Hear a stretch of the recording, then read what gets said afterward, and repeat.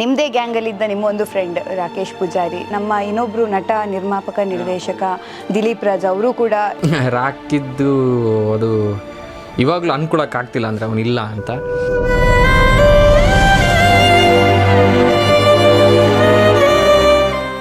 ಸಾಯೋ ಮಟ್ಟಕ್ಕೆ ಹೋಗೋ ತನಕ ಏನೂ ಇರಲಿಲ್ಲ, ತುಂಬ ಫಿಟ್ ಆಗಿದ್ದವನು. ಅವನು ವರ್ಕೌಟ್ ಆವಾಗ ಮಾಡ್ತಾ ಇದ್ದ, ಬಾಡಿನ ಹಿಂಗೆ ಮೇಂಟೈನ್ ಮಾಡ್ಬೇಕು, ಹಂಗೆ ಮೇಂಟೈನ್ ಮಾಡೋದು. ಒಂದೊಂದು ಕಡೆ ಕೂತು ಅಳೋದೆ, ಬೆಳಗ್ಗಿನ ಸಂಜೆವರೆಗೆ ಅಳೋದು. ಯಾಕೆ ಹಿಂಗಾಯ್ತು, ಏನಾಯ್ತು, ಯಾಕೆ ಹಿಂಗಾಯ್ತು. ಅಷ್ಟು ಹಚ್ಕೊಂಡಿರೋರು ದೂರ ಆದಾಗ ಹಿಂಗಾಗುತ್ತೆ ಅಂತ ಫಸ್ಟ್ ಟೈಮ್ ಗೊತ್ತಾಗಿದೆ. ಈ ಟೈಮಲ್ಲಿ ಬೇರೆಯವ್ರು ಹೇಳಿದಾಗ ಹಂಗೆ ಹೇಳಿದ್ರು ಅಂತ ಅನಿಸುತ್ತೆ, ಬಟ್ ನಮ್ಮ ಲೈಫ್ ಸ್ಟೈಲಲ್ಲಿ ಆದಾಗ ಹೌದು ಒಳ್ಳೆ ವ್ಯಕ್ತಿನ ಕರ್ಕೊಂಡ್ರು ಅಂತ ಆಗುತ್ತೆ, ಒಳ್ಳೆಯವ್ರನ್ನೇ ಕರ್ಕೊಂಡ್ರು ಅಂತ. ದಿಲೀಪ್ ಸರ್ ಇದ್ದು ನ್ಯೂಸ್ ಬಂದಾಗ ಒಬ್ಬರು ಹೇಳಿದಾಗ ನಾನು ಹೇಳಿದೆ, ಹೌದಲ್ವಾ, ಇನ್ನು ಕೆಲಸ ಮಾಡೋದೇನಕ್ಕೆ, ದುಡ್ಡು ಮಾಡೋದೇನಕ್ಕೆ, ಏನೋ ಒಂದು ಕನಸಿರುತ್ತೆ, ಅದ್ರ ಹಿಂದೆ ಹೋಗ್ತಿರ್ತದೆ, ಅದೆಲ್ಲ ಏನಕ್ಕೆ. ಇವ್ನು 45 ವರ್ಷ ಎಂಡು ಅನಿಸುತ್ತೆ, 100 ವರ್ಷ ಎಲ್ಲ ಯಾರು ಬದುಕಲ್ಲ ಅನಿಸುತ್ತೆ ಅಂತ. ಜಿಮ್ಗೆ ಹೋಗ್ತಾರೆ, ಎಲ್ಲ ಆಕ್ಟಿವಿಟೀಸ್ ಇರುತ್ತೆ ಅವರಲ್ಲಿ, ಹೆಲ್ದಿ ಆಕ್ಟಿವಿಟೀಸ್ ಇರುತ್ತೆ, ಆದರೂ ಆಗುತ್ತೆ ಅಂದಾಗ ಏನು ಮಾಡಿ, ಈಗ ಅದೇ ಪ್ರತಿದಿನ ಭಯದಲ್ಲೇ ಸಾಯ್ಬೇಕು ಅಂತ ಅನಿಸುತ್ತೆ.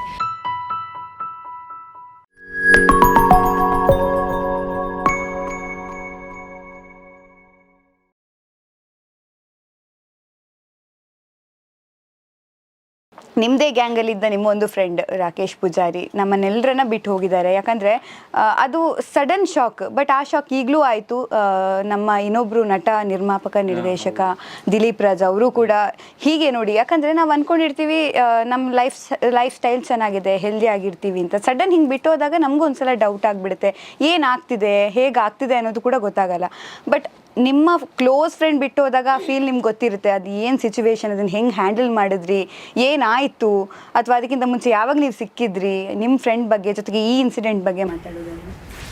ಇನ್ಸಿಡೆಂಟು ಅಂದರೆ ರಾಕಿದ್ದು ಅದು ಇವಾಗಲೂ ಅನ್ಕೊಳಕ್ಕಾಗ್ತಿಲ್ಲ ಅಂದರೆ ಅವನಿಲ್ಲ ಅಂತ.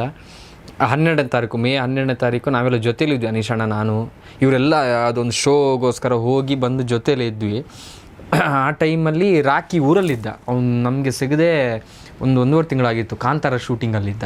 ಹಾಗಾಗಿ ಊರಲ್ಲಿ ಉಡುಪಿ ಕುಂದಾಪುರ ಕಡೆನೇ ಶೂಟ್ ಇರೋದ್ರಿಂದ ಆ ಕಡೆಯಿಂದ ಫೋನ್ ಅಪರೂಪಕ್ಕೆ ಮಾಡಿದ್ದೆ. ನಾನು ಯಾವಾಗಲೂ ವೀಡಿಯೋ ಕಾಲು ಫೋನಲ್ಲಿ ಮಾತಾಡ್ತಿದ್ದವರು, ಆ ಟೈಮಲ್ಲಿ 1-2-3 ವಾರದಿಂದ ಫೋನಲ್ಲಿ ಮಾತಾಡಿರಲಿಲ್ಲ.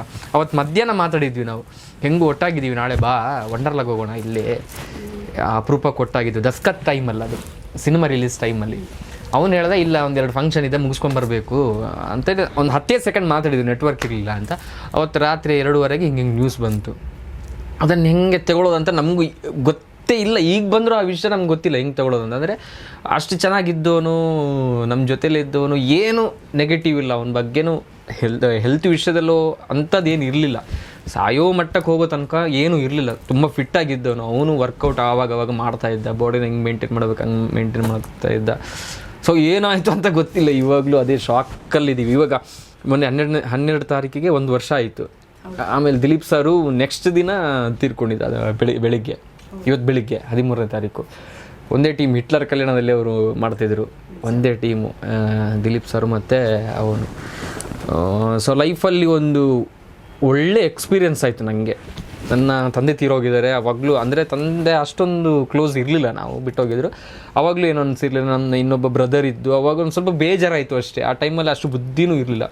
ಇದೇನಾಯ್ತಂದರೆ, ಬ್ಯಾಂಗ್ಳೂರಿಗೆ ನಾನು ಬಂದಿದ್ದೆ 0ಇಂದ, ಯಾರೂ ಪರಿಚಯ ಇಲ್ಲ. ಆಮೇಲೆ ಈ ಸಿನಿಮಾ ಶೋಸ್ ಅಂದರೆ ಏನು ಅಂತ ಗೊತ್ತಿಲ್ಲ, ಬ್ಯಾಂಗ್ಳೂರಲ್ಲಿ ಎಲ್ಲಿ ಇರಬೇಕು ಅಂತ ಗೊತ್ತಿಲ್ಲ. ಆ ಟೈಮಲ್ಲಿ ಬಂದಾಗ ಸೇಮ್ ಸಿಚುವೇಶನ್ ಬಂದವನು ರಾಕಿ. ಅವನಿಗೆ ಏನೂ ಇರಲಿಲ್ಲ, ಏನು ಅಂತ ಗೊತ್ತಿಲ್ಲ. ಆ ಟೈಮಲ್ಲಿ ನಾವಿಬ್ಬರು ಜೊತೆ ಆಗಿದ್ದು. ಸೊ ನಂಗೆ ಅವನಿಗೆ ನಾನು ಅಂತಲೇ ಇದ್ದವನು. ಅವನು ಎಷ್ಟು ಜಾಲಿ ಅಂದರೆ, ಎಲ್ಲರೂ ಹೇಳೋದು ಅವ್ನು ನಗುಮುಖ, ಎಲ್ಲರೂ ಎಲ್ಲೇ ಹೋದ್ರು ನಗ್ತಾ ಇರ್ತಾನೆ, ಮಜಾ ಮಾಡ್ತಾಯಿರ್ತಾನೆ. ಅವನು ಅಳೋದನ್ನು ನಾನು ನೋಡಿದ್ದೀನಿ, ಒಂದು ಸಲ ಅಳೋದನ್ನು ನೋಡಿ, ಅಷ್ಟು ಕ್ಲೋಸ್ ಆಗಿದ್ವಿ, ಎಲ್ಲ ಹೇಳ್ತಾ ಇದ್ದ. ಸೊ ಅಂಥವನು. ನಾವು ರೂಮಲ್ಲೂ ಅಷ್ಟೇ, ನಾವು ಫಸ್ಟ್ ಸ್ಟಾರ್ಟಿಂಗ್ ಬಂದಾಗ ನಮ್ಗೆ ರೂಮೆಲ್ಲ ಇರಲಿಲ್ಲ ಬ್ಯಾಂಗ್ಳೂರ್. ಅವಾಗ ಸೂರಜ್ ಹೆಲ್ಪ್ ಮಾಡಿದ್ದ, ಅಂದರೆ ಅವ್ನ ರೂಮಲ್ಲಿ ಇರಿಸ್ಕೊಂಡು ನನ್ನನ್ನು, ರಾಕಿನ ಎಲ್ಲ ಅವನೇ ನೋಡ್ಕೋತಿದ್ದೆ. ಸೊ ಅವಾಗಲೂ ಜೊತೇಲಿದ್ವಿ. ಆಮೇಲೆ ನಾವು ರೂಮ್ ಮಾಡ್ಕೊಂಡಾಗಲೂ ನಾವು ಜೊತೇಲೇ ಇದ್ವಿ, ಒಂದೇ ಹಾಸಿಗೆಯಲ್ಲಿ ಮಲಗಿದ್ವಿ, ಒಂದೇ ತಟ್ಟೆಯಲ್ಲಿ ಊಟನೂ ಮಾಡಿದ್ವಿ. ಅವನು ಆ ಕಡೆ ನಾನ್ ವೆಜ್ ಮಾಡಿದಾಗ ನನಗೆ ಸಪ್ರೇಟ್ ವೆಜ್ ಮಾಡಿ ಇಟ್ಟಿದ್ದವನು ಅವನು.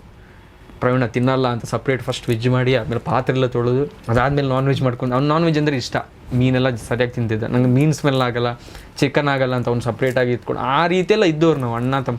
ಅವ್ನು ಬೆಳಗ್ಗೆ ಎಪ್ಸೋದು ಅಷ್ಟೇ, ಸ್ವಲ್ಪ ಶೂಟಿಂಗ್ ಎಲ್ಲ ಮುಗಿಸ್ಕೊಂಬಂದು ಲೇಟ್ ಆಗಿದ್ರೆ, ಅವ್ನು ಬೇಗ ಇದ್ದರೆ ಅವ್ನು ಎಪ್ಸೋದು ನೋಡಿದ್ರೆ ಅವನೊಂಥರ ಎಲ್ಲ ಇದು ಶರ್ಟೆಲ್ಲ ಬಿಚ್ಚಿ ನನ್ನ ಮೈ ಮೇಲೆ ಬಂದು ಉಪದ್ರ ಕೊಟ್ಟು ಎಬ್ಸೋದು, ಆ ರೀತಿ ಇದ್ದವ್ರು ಅಣ್ಣ ತಮ್ಮಂತರ ಆ ಥರ. ಅವನು ಹೋದಾದ್ಮೇಲೆ ಒಂದು 10-15 ದಿನ ಒಂಥರ ಡಿಪ್ರೆಷನ್ ಅಂದರೆ ಏನಂತ ಗೊತ್ತಾಗಿದ್ದು ಅವಾಗ. ಏನು ಮಾಡ್ಬೇಕಂತ ಗೊತ್ತಿಲ್ಲ. ನಮ್ಮ ಮಂಗಳೂರಲ್ಲಿ ಒಂದು ರೂಮ್ ಇದೆ, ನಾವಲ್ಲೊಂದು 10 ಜನ ಫ್ರೆಂಡ್ಸ್ ಇದ್ದೀವಿ. ಒಂದೊಂದು ಕಡೆ ಕೂತು ಹತ್ತಿದ್ದೀವಿ ನಾವು, ಒಂದೊಂದು ಕಡೆ ಕೂತು ಅಳೋದೆ, ಬೆಳಗ್ಗಿಂದ ಸಂಜೆವರೆಗೆ ಅಳೋದು. ಯಾಕೆ ಹಿಂಗಾಯ್ತು, ಏನಾಯ್ತು, ಯಾಕೆ ಹಿಂಗಾಯ್ತು. ಅಷ್ಟು ಹಚ್ಕೊಂಡಿರೋರು ದೂರ ಆದಾಗ ಹಿಂಗಾಗುತ್ತೆ ಅಂತ ಅವತ್ತು ಫಸ್ಟ್ ಟೈಮ್ ಗೊತ್ತಾಗಿದೆ. ಅದಾದಮೇಲೆ 10 ದಿನ ಆದಮೇಲೆ ನಾವು ಡಿಸೈಡ್ ಆಗಿದ್ವಿ, ಹಿಂಗೆ ಕೂತ್ರೆ ಸತ್ತೇ ಹೋಗ್ತೀವಿ ನಾವು, ಎಲ್ಲಾದರೂ ಹೋಗೋಣ ಅಂತ. ಆಮೇಲೆ ಚಿಕ್ಕಮಂಗ್ಳೂರಿಗೆ ಆ ಕಡೆ ಎಲ್ಲ ಟ್ರಿಪ್ ಹಾಕಿದ್ದು ನಾವು, ಯಾರಿಗೂ ಹೇಳ್ದಂಗೆ ಇಂಥ ಟೈಮಲ್ಲಿ ಟ್ರಿಪ್ ಹಾಕಿದ್ರು ಹಂಗೆ ಹಿಂಗೆ ಅಂತ ಹೇಳಿದ್ರೆ ಸರಿಯಾಗಲ್ಲ ಅಂತೇಳಿ ಯಾರಿಗೂ ಹೇಳಿದ್ರೆ ಸೀದಾ ಹೋಗಿತ್ತು, ಸುಮ್ಮನೆ ತಿರ್ಗಾಡ್ಕೊಂಬರೋಣ ಅಂತ. ಸೊ 1 ವರ್ಷ ಆಯಿತು ಒಳ್ಳೆ ಟೈಮಕ್ಕೆ. 1 ವರ್ಷಕ್ಕೆ ಒಂದು ನೆನಪು ಮಾಡ್ಕೊಂಡಾಗೆ ಎಲ್ಲರೂ ಹೇಳ್ತಾರೆ ತೀರ್ಕೊಂಡಂದು ಅವನು ಇದಾನೆ ಅನಿಸುತ್ತೆ ಅಂತ. ನನಗೂ ಅನಿಸಿದ್ದು, ತುಂಬ ಸಲ ಅನಿಸಿದೆ. ಒಂದು ಸಲನೂ ಇಲ್ಲ ಅವನು ಬಿಟ್ಟೋಗಿದ್ದಾನೆ ಹಂಗೆ ಅಂತ. ನಾನು ಕೆಲವೊಮ್ಮೆ ಸ್ಟೋರಿ ಹಾಕಿದಾಗಲೂ ಕೆಲವ್ರು ಬೈತಾ ಇರ್ತಾರೆ, ಯಾಕೆ ಪದೇ ನೆನ್ಪು ಮಾಡ್ಕೋತೀಯಾ. ನೆನ್ಪು ಮಾಡ್ಕೊಳ್ಳೋದಲ್ಲ, ಏನಾದರೂ ಒಂದು ಒಳ್ಳೆ ವಿಷಯ ಆದಾಗ ಅವ್ನು ಇರಬೇಕಿತ್ತಲ್ವ, ಹಿಂಗಿರ್ತಿದ್ದಲ್ಲ ಅಂತ ನೆನಪಾಗಿ ಹಾಕೋದು. ತಂಗಿ ಮದುವೆ ಟೈಮಲ್ಲಿ ಅದೊಂದು ಕ್ಲಾರಿಫಿಕೇಶನ್. ಅಂದರೆ ಎಲ್ಲ ಸೋಷಿಯಲ್ ಮೀಡಿಯಾದಲ್ಲಿ ಫ್ರೆಂಡ್ಸ್ ಎಲ್ಲ ಸೇರಿಕೊಂಡು ಮಾಡಿದ್ರು ಅಂತೆಲ್ಲ ಬಂದಿತ್ತು. ಫ್ರೆಂಡ್ಸ್ ಎಲ್ಲ ಸೇರ್ಕೊಂಡು ಮಾಡಿಲ್ಲ, ಫ್ಯಾಮಿಲಿಯವರೇ ಮಾಡಿದ್ದು. ನಾವು ಹೋಗಿದ್ದಷ್ಟೇ ಆ್ಯಸ್ ಎ ಬ್ರದರ್ ಆಗಿ ಹೋಗಿ ಅಲ್ಲಿ ನಿಂತ್ಕೊಂಡು. ಯಾಕಂದರೆ ತುಂಬ ಜನ ನಾನು ಹೇಳಿದ್ರೆ ನೆನಪಿಲ್ಲ ನನಗೆ, ನಾನು ಹೇಳಿದ್ರೆ ನಾವೇ ನಿಂತ್ಕೊಂಡು ಮಾಡ್ತೀವಿ ಅಂತ ಹೇಳಿದ್ದೀವೋ, ಆ ಬಿಸಿಯಲ್ಲಿ ಹೇಳಿದ್ದೀವೋ, ಆ ಬೇಜಲ್ಲಿ ಹೇಳಿದ್ದೀವೋ ನನಗೂ ನೆನಪಿಲ್ಲ. ಬಟ್ ಅದು ಅಷ್ಟೊಂದು ಈಸಿ ಅಲ್ಲ. ದೊಡ್ಡವರು ಒಂದು ಮಾತು ಹೇಳ್ತಾರೆ, ಮದುವೆ ಮಾಡಿ ನೋಡು, ಮನೆ ಕಟ್ಟಿ ನೋಡು ಅಂತ. ಸುಮ್ಮನೆ ಹೇಳಿಲ್ಲ, ಅದಷ್ಟು ಕಷ್ಟವಾದ ವಿಷಯ. ಸೊ ಅವ್ರ ಮನೆಯವರೇ ಹುಡುಗನ ಹುಡುಕಿ ಊರಲ್ಲಿ ಅಲ್ಲೇ ಕಟ್ಪಾಡಿ ಅಂತ, ಒಳ್ಳೆ ಹುಡುಗ, ಅವನ ಆಶೀರ್ವಾದ ಚೆನ್ನಾಗಿತ್ತು ಅನಿಸುತ್ತೆ, ಒಳ್ಳೆ ಹುಡುಗ ಸಿಗಿದ್ದಾರೆ. ಸೊ ನಾವು ಹೋದ್ವಿ ಒಂದಿನ ಮುಂಚೆ ಎಲ್ಲ ಹೋದ್ವಿ. ಅಂದರೆ ಕೇಳ್ತಾ ಇದ್ವಿ, ಏನಾಯ್ತಮ್ಮ, ಏನು ಬೇಕು ಹೆಲ್ಪು, ಬರ್ತೀಯಾ ಅವ್ರದ್ದು ಈಗ ಮದುವೆ ಟೈಮಲ್ಲಿ ಪರ್ಚೇಸ್, ಬರ್ತೀಯಾ ಬ್ಯಾಂಗ್ಳೂರಿಗೆ, ಇಲ್ಲ ನಾನು ಊರಲ್ಲಿ ತಗೋತೀನ ನಾವು. ಓಕೆ. ಆಮೇಲೆ ಅಲ್ಲಿ ಪ್ರಜ್ಞೇಶ್ ಅಂತಿದ್ರು, ಅವರು ಎಲ್ಲ ಇನ್ವಿಟೇಷನ್ ಕಾರ್ಡ್ ಕೊಡೋದಕ್ಕೆಲ್ಲ ಹೆಲ್ಪ್ ಆ ರೀತಿ ಮಾಡಿದ್ದಾರೆ. ಬಟ್ ಫ್ರೆಂಡ್ಸೇ ಸೇರ್ಕೊಂಡು ಮಾಡಿದರೆ ಅದು ದೊಡ್ಡ ಮಾತಾಗುತ್ತೆ, ಫ್ರೆಂಡ್ಸೇ ಸೇರಿದಂತೆ. ಬಟ್ ಏನಾಗುತ್ತೆ ಹೆಲ್ಪ್ ಅದೆಲ್ಲ ಮಾಡಿದ್ವಿ ನಮ್ಮ ಕೈಯಿಂದ. ಸೊ ಒಳ್ಳೆ ರೀತಿಯಿಂದ ಮದುವೆ ಆಯಿತು, ಅವನಿಗೂ ಖುಷಿಯಾಗುತ್ತೆ. 1 ವರ್ಷದೊಳಗೆ ಮದುವೆ ಆಯಿತು, ಅವನು ಖುಷಿಯಾಗಿರ್ತಾನೆ ಅನ್ಸುತ್ತೆ. ಸೊ ಆ ಟೈಮಲ್ಲೆಲ್ಲ ನಮ್ಗೆ ಅನಿಸೋದು, ಅವ್ನು ಇರಬೇಕಿತ್ತಲ್ಲ ಅಷ್ಟೇ. ಅದು ನಾವು ನೆನ್ಪು ಮಾಡೋದಲ್ಲ, ಅವನೇ ಬರೋದು ಅಂತ ಅನ್ಸೋದು. ಪ್ರತಿಯೊಂದು ಗಳಿಗೆಯಲ್ಲೂ ಪ್ರತಿ ನಿಮಿಷದಲ್ಲಿ ನೆನಪಾಗ್ತಾ ಇರ್ತಾನೆ ಅವನು. ಸೊ ಅವ್ನು ಇದ್ದಾನೆ ಅಂತ ನಮಗೊಂದು ನಂಬಿಕೆ. ಆಮೇಲೆ ಗೊತ್ತಿಲ್ಲ, ದೇವ್ರಿಗೆ ತುಂಬ ಇಷ್ಟ ಆದವ್ರನ್ನ ಕರ್ಸ್ಕೋತಾರೆ. ಅದೆಲ್ಲ ಈ ಟೈಮಲ್ಲಿ ಬೇರೆಯವ್ರು ಹೇಳಿದಾಗ ಹಂಗೆ ಹೇಳಿದ್ರಂತ ಅನಿಸುತ್ತೆ. ಬಟ್ ನಮ್ಮ ಲೈಫ್ ಸ್ಟೈಲಲ್ಲಿ ಆದಾಗ ಹೌದು ಒಳ್ಳೆ ವ್ಯಕ್ತಿನ ಕರ್ಕೊಂಡ್ರು ಅಂತ ಆಗುತ್ತೆ, ಒಳ್ಳೆಯವ್ರನ್ನೇ ಕರ್ಕೊಂಡ್ರು ಅಂತ.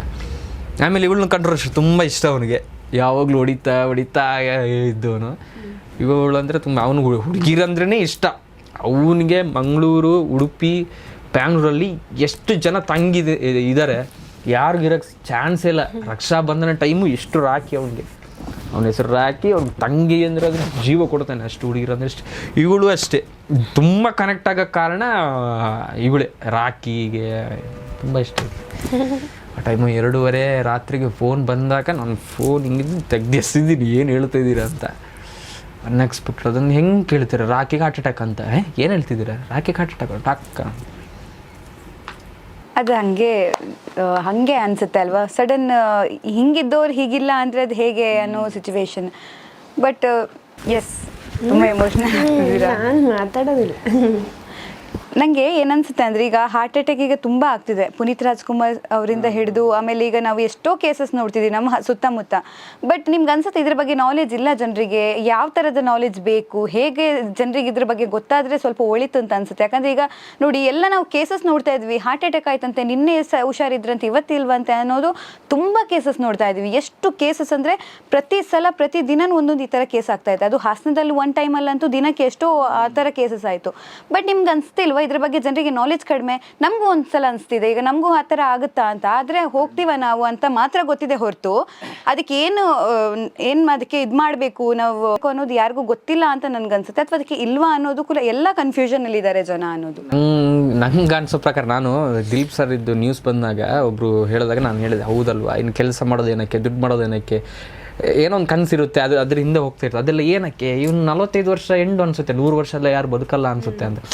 ಇದು ಏನಾಗ್ತಿದೆ ಅಂದರೆ ನಂಗೆ ಫೀಲ್ ಆಗಿದ್ದು, ಇದು ಕಾಲ ಹೋದಂಗೆ ಜನ ಅಪ್ಡೇಟ್ ಆಗ್ತಿದ್ದಾರೆ. ಅದೇ ರೀತಿ ಆರೋಗ್ಯನೂ ಹೊರತೆ ಬೀಳ್ತಾ ಇದೆ ತಿನ್ನೋ ಫುಡ್ಡಿಂದ, ರುಟೀನಿಂದ ಅಂತ ಅನ್ಸುತ್ತೆ. ಇವಾಗ ನಮ್ಮದು ನೀವು ಹೇಳ್ದಂಗೆ ನನಗೂ ಭಯ ಆಯ್ತು ಅವತ್ತು. ರಾಖಿ ತೀರ್ಕೊಂಡ 1 ತಿಂಗಳು ನನಗೆ ಎದೆ ನೋವು, ಏನಕ್ಕಂತ ಗೊತ್ತಿಲ್ಲ. ಸೊ ಅದು ಆ ಭಯದಿಂದ ಆಗಿರ್ಬೋದು. ಸೊ ರುಟೀನ್, ನಾವು ಇವಾಗ ಲೇಟ್ ನೈಟ್ ಮಲಗೋದು, ಫುಡ್ಡು. ಆಮೇಲೆ ಇವಾಗ ದಿಲೀಪ್ ಸರು ಅಷ್ಟೇ, ಅವರು ಒಳ್ಳೆ ವರ್ಕೌಟ್ ಎಲ್ಲ ಹೆಲ್ದಿ ಫುಡ್ ತಿಂತಿದ್ದು. ಸೊ ಆ ಥರ ಎಲ್ಲ ಇದ್ದಾಗ ಏನು ಅಂತ ಹೇಳೋದು. ಸೊ ಈ ಇನ್ನು ಜನ್ರೇಷನ್ ಹಿಂಗೇನಾ ಅಂತ ಅನಿಸುತ್ತೆ. 45 ವರ್ಷ ಎಂಡ್ ಅನಿಸುತ್ತೆ, ಆ ಥರ ಫೀಲ್ ಆಯ್ತು ನನಗೆ. ಓಕೆ, ಅಂದರೆ ಈಗ ನಿಮಗೆ ಇದ್ರ ಬಗ್ಗೆ ಎಷ್ಟು ನಾಲೆಜ್ ಇದೆ? ಈಗ ಕೆಲವ್ರು ಹೇಳ್ತಾರೆ ಯಾರ ಹತ್ರ ಡಾಕ್ಟರ್ ಹತ್ರ ಯಾರಾದರೂ ಮಾತಾಡುವಾಗ ಅದು ಮೊದಲೇ ಕ್ಲೂ ಕೊಡುತ್ತೆ, ನಿಮಗೆ ಗೊತ್ತಾಗುತ್ತೆ ಅನ್ನೋದು ಕೆಲವ್ರು ಹೇಳ್ತಾರೆ.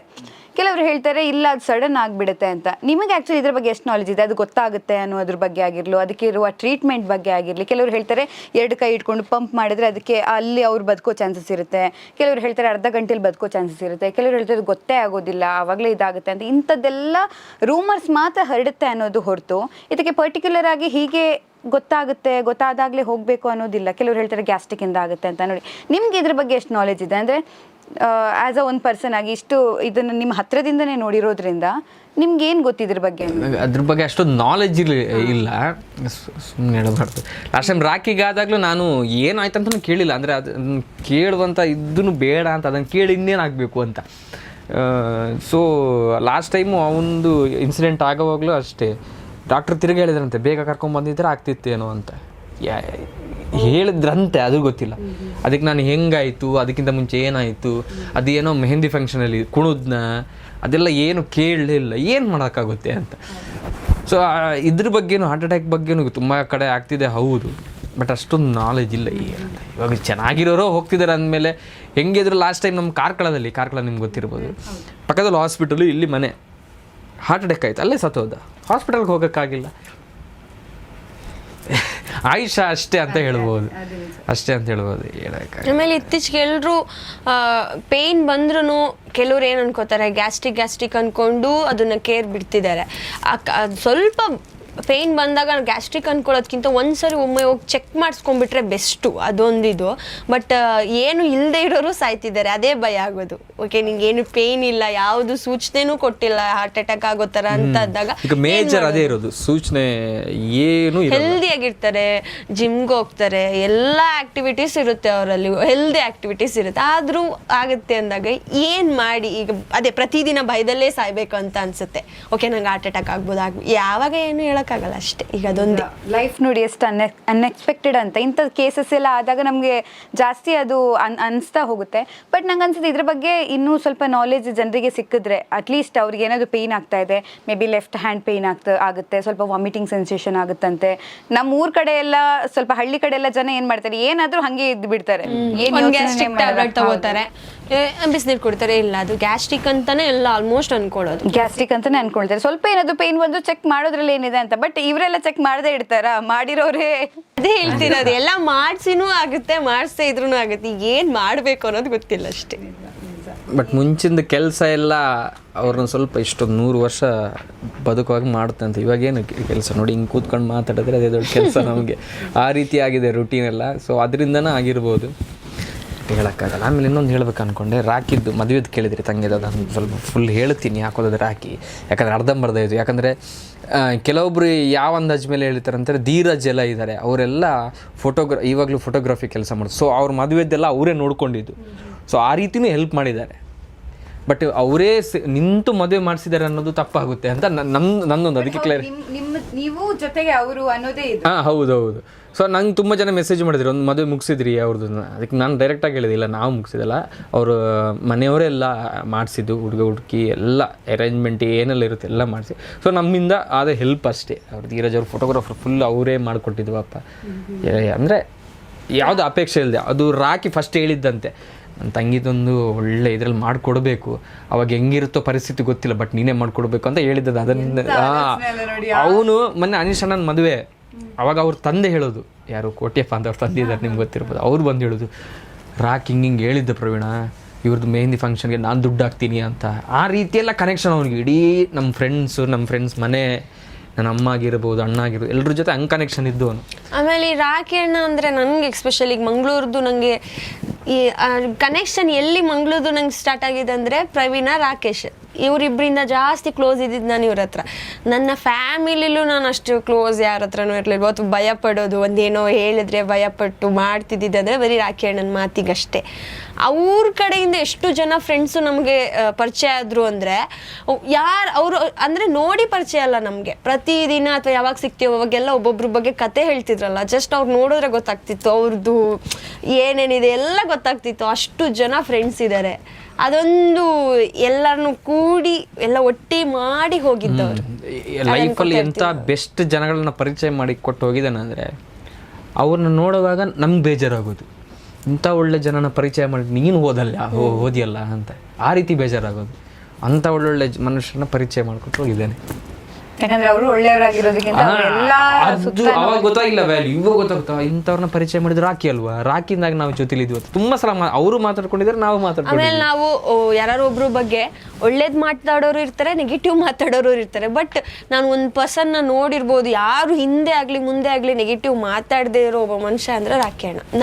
ನಾನು ನೋಡಿರೋದ್ರಲ್ಲಿ ಸರ್ಕಲ್ದಲ್ಲಿ ಸೂಪರ್. ಅವ್ನು ಹೆಂಗೆ ಅಂದರೆ, ನಾನು ನೀವು ತುಂಬ ಒಳ್ಳೆ ಬೆಸ್ಟ್ ಫ್ರೆಂಡು, ಬಟ್ ನೀವು ನನ್ನ ಬಗ್ಗೆ ಏನೋ ನೆಗೆಟಿವ್ ಮಾತಾಡ್ತಿರ್ತೀರ, ಅದು ನಂಗೆ ಗೊತ್ತಾಯಿತು, ರಾಖಿ ಗೊತ್ತಾಯಿತು. ಬಟ್ ಅವನು ಎಲ್ಲೂ ಅದರ ಬಗ್ಗೆ ಮಾತಾಡಿ, ಯಾಕಂದರೆ ಅವನಿಗೆ ರಿಲೇಷನ್ಶಿಪ್ ಮುಖ್ಯ, ಸಂಬಂಧ ಮುಖ್ಯ, ಫ್ರೆಂಡ್ಶಿಪ್ ಆ ಥರ ಇದ್ದವನು ಅವನು. ನಾನು ಇವಾಗಲೂ ಅದನ್ನ ಹೇಳೋದು, ಅದು ಹಿಂಗಿರೋಕ್ಕೆ ಸಾಧ್ಯ ಹಂಗೆ ಅಂತ ಹೊಗಳೋದು ಅಂತ ಅಲ್ಲ, ಬಟ್ ನಾನು ಅಷ್ಟು ಹತ್ತಿರದಿಂದ ನೋಡಿ ಅದೆಲ್ಲ ಹೆಂಗೆ ಸಾಧ್ಯ ಅಂತ ಈಗಲೂ ಅನ್ಕೋತಿರ್ತೀವಿ. ನಾನಂತೂ ನನ್ನ ಫೋನಲ್ಲಿ ಹೆವಿ ಫೋಟೋಸ್ ಇರೋದು ನಮ್ಗಳ್ದೇ ಇರೋದು. ಇವಾಗ ಒಂದೊಂದು ನೋಡಿದಾಗ ಹಿಂಗೆ ಸಾಧ್ಯ ಚಾನ್ಸೇ ಇಲ್ಲ. ನಾನು ಎಲ್ಲೋ ಶೂಟಿಂಗಲ್ಲಿದ್ದಾರೆ ಅಂತ ನಮಗೆ ನಾವೇ ಸಮಾಧಾನ ಮಾಡಿಕೊಂಡು ಒಂದೊಂದು ಟೈಮಲ್ಲಿ ಒಂದು ನೆನಪಾಗ್ತಾರೆ. ಅದು ಮಾತಾಡಿದ್ರೆ ನಾನು ಹತ್ಬಿಡ್ತೀನಿ ಜಾಸ್ತಿ, ಅದಕ್ಕೆ ನಾನು ಎಲ್ಲೂ ಮಾತಾಡಿಲ್ಲ ಇಲ್ಲಿವರೆಗೂ. ಹಾಗಾಗಿ ಇದ್ದಾನೆ, ಒಟ್ಟಿಗೆ ಇದ್ದೇವೆ, ಅದಕ್ಕೆ ನಾವೀಗ ಇದ್ದೀವಿ ಅಷ್ಟೇ. ಅಂದ್ರೆ ನಾವು ಯಾವತ್ತು ಮಾತಾಡುವಾಗ ಹೇಳ್ತಿರ್ತೀವಿ, ನಾಳೆ ಇದೆಯೋ ಇಲ್ವೋ ಗೊತ್ತಿಲ್ಲ, ನಾವು ನಮ್ಮ ಜೊತೆ ಆಗದೆ ಇರೋರ ಹತ್ರನೂ ಮಾತಾಡೋಣ, ಅದು ಕ್ಯಾರಿ ಮಾಡ್ಕೊಂಡು ಹೋಗೋದು ಬೇಡ, ಯಾರ ಜೊತೆನೂ ಜಗಳ ಆಡೋದು ಬೇಡ, ಇಂಥದ್ದೆಲ್ಲ ನಾವು ಯೋಚನೆ ಮಾಡಿ ಮಾತಾಡ್ತಿರ್ತೀವಿ. ಬಟ್ ನೀವು ಅದನ್ನ ಫೀಲ್ ಕೂಡ ಮಾಡಿದ್ರಿ, ನಮ್ಮ ಜೊತೆ ಇರೋರು ನಮ್ಮ ಜೊತೆ ಇಲ್ಲ ಅನ್ನೋದು. ಸೊ ಇದೇನು ಹೇಳ್ತೀರಾ? ಯಾಕಂದ್ರೆ ಜನರು ಕೂಡ ನಾವು ಜಗಳ, ಸ್ವಾರ್ಥ, ದ್ವೇಷ ಇಂಥದ್ದೆಲ್ಲ ಮುಂದುವರ್ಸ್ಕೊಂಡು ಹೋಗೋದು ನಾವು ಹೇಳ್ತೀವಿ ಇಂಥ ಸಿಚುವೇಶನ್ ಬಂದಾಗ ಮಾತ್ರ. ಬಟ್ ಆಕ್ಚುಲಿ ನೋಡಿ, ನೀವು ಅದನ್ನ ಫೀಲ್ ಕೂಡ ಮಾಡಿದ್ರಿ, ನಿಮ್ಗೆ ಅಷ್ಟು ಪ್ರೀತಿ ಕೊಟ್ಟವರು ನಿಮ್ಮ ಜೊತೆ ಇಲ್ಲ ಅನ್ನುವಾಗ. ಇಲ್ಲ, ಒಂದ್ಸಲ ಅನಿಸುತ್ತೆ ಹೋಗಿದ್ದು ಒಳ್ಳೇದಾಯ್ತು ಅಂತ ಅನಿಸುತ್ತೆ ಕೆಲವೊಮ್ಮೆ. ಯಾಕಂದರೆ ಈಗ ಲೈಫು, ಈಗ ಜನರು ಇಲ್ಲಿ ಕೆಲಸ ಎಲ್ಲ ಹಂಗೆ ಒತ್ತಡ ಜಾಸ್ತಿ ಇರುತ್ತೆ. ಸೊ ಆ ಕಷ್ಟ ಎಲ್ಲ ನೋಡೋಕೆ ನನಗೆ ಆಗ್ತಿಲ್ಲ ಕೆಲವೊಮ್ಮೆ. ಇದೆಲ್ಲ ಬೇಕಾ? ಕೆಲವೊಬ್ರು ಜೊತೆಯಲ್ಲಿದ್ದವರು ಏನೇನೋ ಮಾತಾಡ್ತಾರೆ, ಅವ್ರಿಗೆ ಹೇಳೋಕ್ಕಾಗಲ್ಲ, ಬಿಡೋಕ್ಕಾಗಲ್ಲ. ಹೇಳಿದ್ರೆ ಅದೇನೋ ನಿಷ್ಠುರ ಅಂತಾರಲ್ಲ, ಆ ರೀತಿಯಲ್ಲಿರುತ್ತೆ. ಸೊ ಅದನ್ನೆಲ್ಲ ನೋಡೋಕ್ಕಾಗದೆ ಓದ್ನ ಅಥವಾ ದೇವ್ರು ಕರ್ಸ್ಕೊಂಡ್ರೆ ನೀನು ತುಂಬ ಒಳ್ಳೆ ಜಾಸ್ತಿ ಅಲ್ಲಿ ನರಕದಲ್ಲಿ ಇರಬೇಡ, ಕರ್ಸ್ಕೊಂಡ ಅಂತ ಅನಿಸುತ್ತೆ ಅಂತ. ಸೊ ಆ ರೀತಿಯಾಗಿ ಅಂತಾಗೂ ಏನಪ್ಪ ಅವನ ಬಗ್ಗೆ ಮಾತಾಡುವಾಗ ಯಪ್ಪ ಏನು ಅನಿಸುತ್ತೆ. ಮಾತಾಡೋಕ್ಕೆ ಹೋದರೆ ತುಂಬ ಇದೆ. ಬಟ್ ಲೈಫಲ್ಲಿ ದಿ ಬೆಸ್ಟ್ ಒಬ್ಬರನ್ನು ಮೀಟ್ ಮಾಡಿದ್ಯಾ ಅಂದರೆ ಅವನ ಹೆಸರು ಪಕ್ಕ ಬರಿಬೋದು. ಅದು ನಮ್ಮ ಮೊಮ್ಮಕ್ಕಳು ಅವ್ರು ಅಲ್ಲಿ ತನಕನೂ ನಾವು ಒಬ್ರ ಬಗ್ಗೆ ಮಾತಾಡಿ ಹೇಳ್ತೀವಿ ಅಂದರೆ ಅದು ರಾಖಿ ಅಣ್ಣ ಮಾತ್ರ ಆಗಿರ್ತಾರೆ. ಆ ಲೆವೆಲ್ ಮನುಷ್ಯ. ಯಾಕಂದರೆ ಲೈಫಲ್ಲಿ ಬೆಸ್ಟು ಅಂದರೆ ಅವ್ರ ತಂದೆ ತಾಯಿ ಅಂತಾರೆ, ಅವ್ರ ಕರ್ತವ್ಯ ಅದು. ಈಗ ನಂಗೆ ಮದುವೆ ಆಗಿ ನನ್ನ ಮಗು ಆದರೆ ನಾನು ಅದನ್ನು ಚೆನ್ನಾಗಿ ನೋಡ್ಕೋಬೇಕು. ಬಟ್ ಅವ್ನು ಯಾವನೋ ಗೊತ್ತಿಲ್ಲ, ಹೆಂಗಿದ್ದೋನೋ ಗೊತ್ತಿಲ್ಲ, ಅವ್ನು ಹಂಗಿದ್ದು ನಮ್ಮ ಜೊತೆ ಕನೆಕ್ಟ್ ಆಗಿ ನಂಗಂತಲ್ಲ, ನಂತರ ತುಂಬ ಜನ ಫ್ರೆಂಡ್ ಇದ್ದಾರೆ. ನಮಗೆ ಮಾತ್ರ ಅಂತ, ಬಟ್ ಈ ಥರ ತುಂಬ ಜನ ಇದ್ದಾರೆ, ಪ್ರತಿಯೊಬ್ಬರು ಅದೇ ಹೇಳಿ. ನಿಮಗೆ ಕ್ಲೋಸ್ ಫ್ರೆಂಡ್ಸ್ ಅಂತ ಎಷ್ಟಿರ್ಬೋದು? ಕ್ಲೋಸ್ ಫ್ರೆಂಡ್ಸು, ಈಗ ಫ್ರೆಂಡ್ಸ್ ತುಂಬ ಜನ ಇರ್ತಾರೆ. ಒಂದು ತುಂಬ ತೀರಾ ಒಂದು ಪರ್ಸನಲ್ ಹೇಳುವಂಥ ವಿಷಯ ಒಂದು ಎಷ್ಟು ಜನ ಇರ್ಬೋದು? 3 ಜನ, 5 ಜನ, ಇವನೊಂದು ಕಮ್ಮಿ ಅಂದ್ರೆ 25 ಜನ ಇದ್ದಾರೆ ಫ್ರೆಂಡ್ಸ್.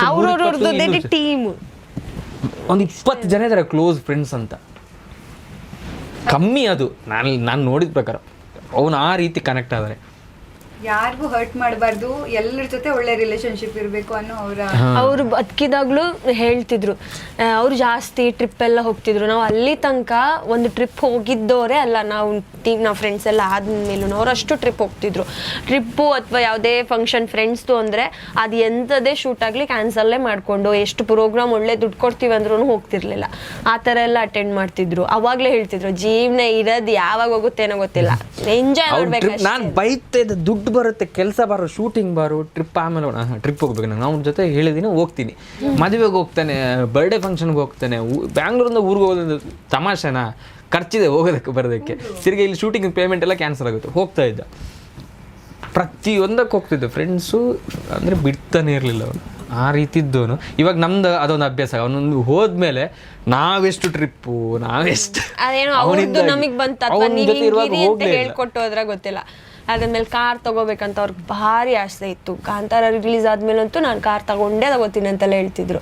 ಅದ್ರ ತಕ್ಕನಾಗೇನೆ ಗೊತ್ತಿಲ್ಲ ಅದೇನು ಅಂತ ಗೊತ್ತಿಲ್ಲ, ನಾವೇ ಏನೋ ಅವ್ರ ನೆನಪಲ್ಲಿ ಇವನು ಒಂದು ಕಾರ್ ತಗೊಂಡ. ಅಂದ್ರೆ ನಾನು ಸೆಕೆಂಡ್ ಹ್ಯಾಂಡ್ ಕಾರ್ ಹುಡುಕ್ತಾ ಇದ್ದೆ, ಆ ಟೈಮಲ್ಲಿ ಕಾಂತಾರ ರಿಲೀಸ್ ಇತ್ತು. ಫ್ರೆಂಡ್ ಹೇಳಿದ್ರು, ಪ್ರಜ್ನೇಶ್ ಹೇಳಿದ್ರು ಹಿಂಗೆ ರಿಲೀಸ್ ಇದೆ, ಆ ಟೈಮಲ್ಲಿ ಕಾರ್ ತಗೊಂಡ್ರೆ ಹೊಸದೇ ತಗೊಳ್ಳಿ ಅಂತ. ಅವಾಗ ಇವ್ನು ನೆನಪಾದ ಹೇಳಿದ್ನಲ್ಲ ಅಂತ, ಇರಲಿ ಅಂತ ತಗೊಂಡಿದ್ದು ಸರ್. ಎಲ್ಲ ಒಟ್ಟಿನಲ್ಲಿ ಏನೋ ಒಂದು ಕನೆಕ್ಷನ್ ಆಗ್ತಾ ಹೋಗುತ್ತೆ ಅವ್ರಿಗೂ. ಬಟ್ ಆವಾಗಲೇ ಅವ್ರದ್ದು ಆ ಯೋಚನೆ ಇತ್ತಲ್ಲ, ತಿರ್ಗಬೇಕು, ಸುತ್ತಾಡಬೇಕು, ಫ್ಯಾಮಿಲಿ ಜೊತೆ ಇರಬೇಕು, ಟೈಮ್ ಸ್ಪೆಂಡ್ ಮಾಡಬೇಕು ಅನ್ನೋದು. ಫ್ರೆಂಡ್ಸು ಅವರು ಅಷ್ಟು ವರ್ಷ ಮಾತ್ರ ಬದುಕಿದ್ರಲ್ವಾ, ಬಟ್ ಅಲ್ಲಿ ತನಕನೂ ತುಂಬ ಚೆನ್ನಾಗಿ ಲೈಫ್ ಲೀಡ್ ಮಾಡಿದ್ದಾರೆ. ಅಂದರೆ ಕಷ್ಟ ತುಂಬ ಇದೆ, ಬಟ್ ಫ್ರೆಂಡ್ಸಿಗೆ ಕೊಡ್ತಿದ್ದ ಟೈಮ್ ಇರ್ಬೋದು, ಅವ್ರಿಗೆ ಕೊಟ್ಕೋತಿದ್ದ ಟೈಮು, ಯಾರ ಹತ್ರ ನೋವು ಅನ್ನೋದು ತೋರಿಸ್ಕೊತಿರ್ಲಿಲ್ಲ. ಯಾರ ಹತ್ರನೂ ನಾನು ಹೇಳಿದ್ನಲ್ಲ ಒಂದ್ಸಲ ಹತ್ತಿದ್ ನೋಡಿದೆ ಅಂತ, ಅದನ್ನ ನೋಡಿ ನಂಗೆ ಶಾಕು, ನೀನ್ ಆಳ್ತಾ ಇದೀಯಾ ಅಂತ. ಏನಕ್ಕೆ ಹತ್ತಿದ್ರು ಅವತ್ತು? ಅದೇನೋ ಫ್ಯಾಮಿಲಿದು ವಿಷಯನೂ ಅವಾಗ ತುಂಬ ವರ್ಷ ಆಯಿತು, ಏನೋ ಪರ್ಸನಲ್ ಇತ್ತು ಅವಾಗ, ಏನೋ ಪರ್ಸನಲ್ ಅದೇ ಏನೋ ಇತ್ತು, ನೆನಪಿಲ್ಲ ನಂಗೊಂದು ಕರೆಕ್ಟ್. ಬಟ್ ನಾನು ನೋಡಿದ್ದೀನಿ ನೀನು ಅತ್ತ ಅಂತ. ಏನು ಹೇಳಿದ್ರು ಅವಾಗ ನಿಜವಾಗ್ಲೂ ನೋಡಿ ಅಂತ? ಏನಿಲ್ಲ, ಮಾತಿಲ್ಲ ಒಂದು, ಏನಿಲ್ಲ ಅಂತ. ಆಮೇಲೆ ಸರಿ ಆಗ್ತಾನೆ ಅವನು. ಅಂತ ಪರಿಸ್ಥಿತಿಯಲ್ಲಿ ನೋಡಿದಾಗ ನಂಗೂ ಶಾಕ್ ಆಗಿತ್ತು, ಇಂಥವ ನಂಗ ಅಂತ. ಅಂದ್ರೆ ಎಲ್ಲರೂ ನಗ್ಸೋರ ಮನಸ್ಸಲ್ಲಿ ಹೇಳ್ಕೊಳಲ್ಲ, ನಾವಾದ್ರೆ ಹೇಳ್ಕೊಳ್ತೀವಿ, ಅಳ್ತೀವಿ ಟಕ್ಕ ಅಂತ. ಅವು ನಂಗಿರ್ಲಿಲ್ಲ. ಅವ್ನ ಲೈಫ್ ಒಂದೇ ಇದ್ದಿದ್ದು, ಆರ್ಟಿಸ್ಟ್ ಆಗ್ಬೇಕು. ಅವ್ನು ಆಕ್ಚುಲಿ ಒಳ್ಳೊಳ್ಳೆ ಅಪರ್ಚುನಿಟಿ ಇವಾಗೆಲ್ಲ ಬರೋ ಟೈಮ್, ಅದನ್ನ ನೋಡಕ್ಕೆ ಇರ್ಲಿಲ್ವಲ್ಲ ಅಂತ ಒಂದು ದೊಡ್ಡ ಬೇಜಾರು. ಅದೇ ಅವ್ರದ್ದು ದಸ್ಕತ್ ಪ್ರಮೋಷನ್ ಟೈಮಲ್ಲಿ ನಾನು ಮಂಗಳೂರಿಗೆ ಬಂದಿದ್ದೆ. ಅವರು ನನಗೂ ಪರಿಚಯ ಇಲ್ಲ, ಅವ್ರಿಗೂ ನನಗೆ ಪರಿಚಯ ಇದೆ, ಅವ್ರಿಗೇನು ನಾನು ಪರಿಚಯ ಇಲ್ಲ. ಆದರೂ ನನ್ನ ಜೊತೆನೂ ಮಾತಾಡಿ ಅವರು ಅಲ್ಲಿ ಫ್ರಂಟಲ್ಲಿ ಡ್ಯಾನ್ಸ್ ಎಲ್ಲ ಮಾಡಿ ಅಷ್ಟು ಗ್ಯಾಪಲ್ಲಿ ನನ್ನ ಜೊತೆನೂ ಮಾತಾಡಿ ಹೋಗಿದ್ದಾರೆ ಅವರು. ಪರಿಚಯ ಇಲ್ಲ, ಅದೇ ರೀತಿ ಕನೆಕ್ಷನ್. ನಮ್ಮ ಪಕ್ಕದ ನಮ್ಮ ಮನೆಗೆ ಬಂದರೆ ವೆಜ್ ಇರಲ್ಲ, ಅವನಿಗೆ ನಾನ್ ವೆಜ್ ಬೇಕೇ ಬೇಕು. ಮನೆಗೆ ಬಂದರೆ ತಿಂತಾನೆ, ಬಟ್ ಓಕೆ ಬಂದಿರೋರು ಅಂದರೆ ಪಕ್ಕದ ಮನೆಯವ್ರ ಹತ್ರ ಹೇಳಿದ್ರೆ ಮಾಡಿಕೊಡ್ತಾರೆ. ಅವರು ಅಲ್ಲಿಗೆ ಕರೆಸಿ ಒಂದು ದಿನ ಊಟ ಮಾಡಿದ್ದು. ಅವರು ಅವನ ಹೆಸರು ಹೇಳಿದ್ರೆ ಇವಾಗಲೂ ಅಳ್ತಾರೆ ಅವ್ರ ಮನೆಯವರು.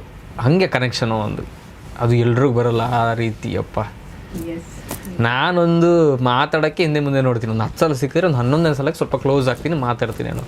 ಬಟ್ ಅವನು ಆ ರೀತಿ ಅಲ್ಲ, ಕನೆಕ್ಷನ್ ಆಗಿ ಅವ್ರ ಜೊತೆ ಮಾತಾಡಾಯಿತು ಹಂಗೆ. ನಿಜ. ಯಾಕಂದ್ರೆ ಅದೇ ಒಂದು ಮಾತು ಮಾತ್ರ ಹೇಳ್ಬೋದು ನಾವು, ಜೊತೆಗಿರೋದ ಜೀವ ಎಂದೆಂದು ಜೀವಂತ ಅಂತ. ಯಾಕಂದ್ರೆ ಅದೇ, ಬಟ್ ನಾನು ಹೇಳೋದು ಜನರಿಗೆ ಸ್ವಲ್ಪ ಇನ್ನಾದ್ರೂ ನಾಲೆಜ್ ಅದ್ರ ಬಗ್ಗೆ ಬರ್ಬೇಕು, ಅವರಾದ್ರೂ ಅಟ್ಲೀಸ್ಟ್ ತಿಳ್ಕೋಬೇಕು ಅದನ್ನ ಹೇಗೆ ಅಂತ. ಆದ್ರೂ ಬಟ್ ಏನೋ ಹೋಗೋರು ಹೆಂಗಿದ್ರು ಹೋಗ್ತಾರೆ, ಹಂಗೆ. ಹೌದು, ಅದೇನು ಹೇಳಕ್ಕಾಗಲ್ಲ. ಯಾಕಂದ್ರೆ ಇವಾಗ ಪ್ರಾಣ ಹೋಗ್ಬೇಕು ಅಂತಿದ್ರೆ ಅದು ಏನ್ ಹೇಳಿದ್ರು. ಆಮೇಲೆ ಹೆಂಗಾಗ್ತಿದೆ ಅಂದ್ರೆ, ಈಗ ದಿಲೀಪ್ ಸರ್ತಾ ಇತ್ತು, ಒಂದಷ್ಟು ಟೈಮ್ ಮಾತಾಡ್ತಾರೆ ಇದ್ರ ಬಗ್ಗೆ, ಬಿಸಿ ಆರೋ ತನಕ ಅದ್ರ ಬಗ್ಗೆನೇ ಡಿಸ್ಕಷನ್ ಆಗುತ್ತೆ, ಎಲ್ಲ ಆಗುತ್ತೆ. ಅದಾದ್ಮೇಲೆ ಜನ ಇದ್ದಂಗೆ ನಡೀಲಿ ಗುರು ಅನ್ಕೊಂಡು ಹೋಗ್ತಾನೆ ಇರುತ್ತೆ, ಯಾರು ಅಷ್ಟು ಕೇರ್ ಮಾಡ್ಕೊಳ್ಳೋ. ಆಕ್ಚುಲಿ ತುಂಬಾ ಆಗ್ತಿದೆ ಇವಾಗ, ಆರ್ಟಿಸ್ಟ್ ಅಂತ ಹೊರಗೆ ಬರ್ತಿದೆ ನಮ್ಮ ಸೋಷಿಯಲ್ ಮೀಡಿಯಾದಲ್ಲಿ, ತುಂಬಾ ಆಗ್ತಿದೆ ಕೇಸಸ್ ಆ ಥರ ತುಂಬಾ. ಮತ್ತೆ ಯಂಗ್ ಏಜ್ 16 ಏಜ್ ಆ ಥರದಲ್ಲೆಲ್ಲನೂ ಆಗ್ತಿದೆ. ಅಂದ್ರೆ ಮಕ್ಕಳು ಕೂಡ ಈ ಕೋವಿಡ್ಗಿಂತ ಹಾರ್ಟ್ ಅಟ್ಯಾಕ್ ಅಲ್ಲಿ ಜಾಸ್ತಿ ಓದೋರ್ ತರ ಫೀಲ್ ಆಗ್ತಿದೆ, ಆ ಲೆವೆಲ್ಗೆ ಹೋಗ್ತಿದೆ. ಬಟ್ ಅದಕ್ಕೆ ರೀಸನ್ ತುಂಬಾನೇ ಇರ್ಬೋದು. ಬಟ್ ಜನ ಸ್ವಲ್ಪ ಅದ್ರ ಬಗ್ಗೆ ತಿಳ್ಕೊಂಡು, ಅದು ಏನು ಹೇಳಕ್ಕಾಗಲ್ಲ, ಬಟ್ ಅವ್ರು ಅಟ್ಲೀಸ್ಟ್ ಅದ್ರ ಬಗ್ಗೆ ನಾಲೆಜ್ ಆಗಿ ಏನೋ ಸ್ವಲ್ಪ ನೋವು ಆಗ್ತಿದೆ ಅಂದ್ರೆ ಅವ್ರು ಸ್ವಲ್ಪ ನೋಡ್ಕೋಬೇಕು ಅನ್ನೋದು. ಖಂಡಿತ. ನಂಗೆ ಭಯ ಆಗ್ತಿದೆ ಈಗ.